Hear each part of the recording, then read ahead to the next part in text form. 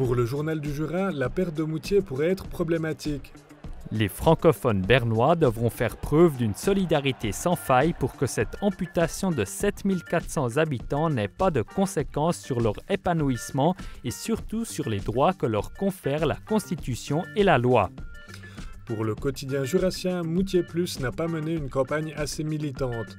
Peut-être qu'en s'affirmant clairement pro-bernois plutôt que non-séparatiste, en hissant le drapeau bernois plutôt que le sourire jaune dans Smiley, les arguments auraient mieux passé. Moutier tire un trait sur la question jurassienne, titre La Liberté, tandis que Le Temps met l'accent sur la lente reconstruction qui sera possible que si les autorités à majorité autonomiste reconnaissent que près de la moitié de sa population se sent encore bernoise.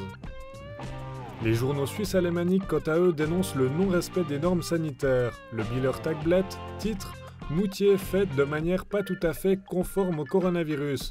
Même angle d'approche pour le Freiburger Nachrichten ».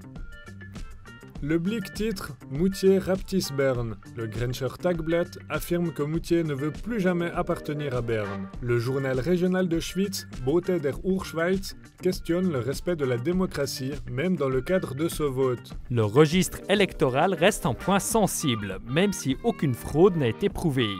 Du côté de la presse internationale en ligne, partons du côté de la Galice, région où un mouvement indépendantiste existe encore. Le journal Que passa na Costa explique qu'avec ce vote, Moutier réaffirme une revendication historique qui remonte aux années 40, liée à une position d'abus de pouvoir de la part du canton de la capitale de l'État helvétique. En France, le quotidien régional Le Dauphiné Libéré titre « Après des décennies de tensions, la ville de Moutier passe dans le canton du Jura ».